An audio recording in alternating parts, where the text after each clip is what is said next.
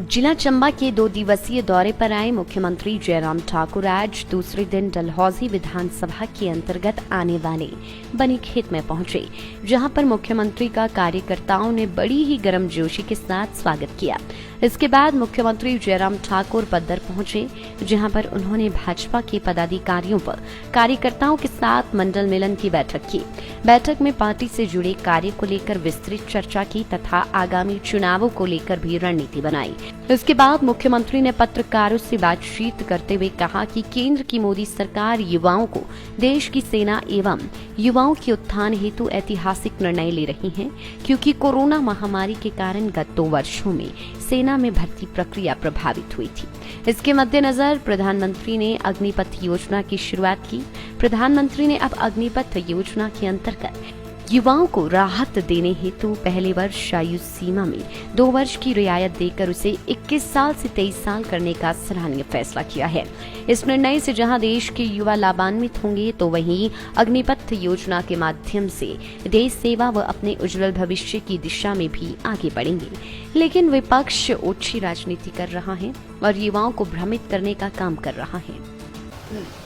देखिए, मैं समझता हूँ कि जो राजनीतिक दल इस प्रकार से माहौल खराब करने की कोशिश कर रहे हैं, जबकि अभी योजना की अनाउंसमेंट हुई है और उसका कॉन्सेप्ट जो है देश के समक्ष रखा गया है, और जिस योजना से बहुत सारे नौजवानों की एक इच्छा पूरी होगी, जिनको देश सेवा में काम करने की लगन है।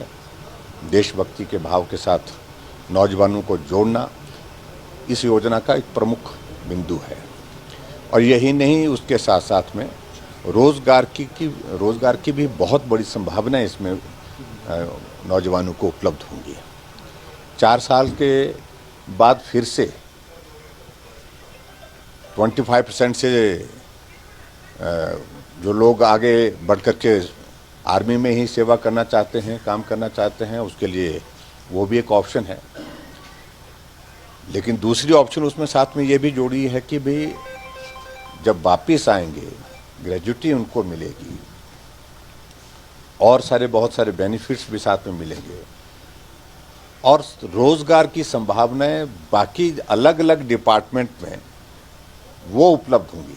तो इन सारी चीज़ों को ध्यान में रखते हुए मुझे लगता है कि ये सोचने की आवश्यकता है कि एकदम इसका विरोध करना उचित नहीं, और इसका अध्ययन कर लें, इसको समझ लें, और उसके बाद फिर आगे बढ़ करके जो नरेंद्र मोदी जी ने एक कॉन्सेप्ट पूरे देश के सामने रखा, देश के नौजवानों के सामने रखा है, जिसको लेकर के विपक्ष के लोग थोड़ा सा ये अनावश्यक रूप से राजनीति कर रहे हैं, तो मैं समझता हूँ कि ये उचित नहीं है।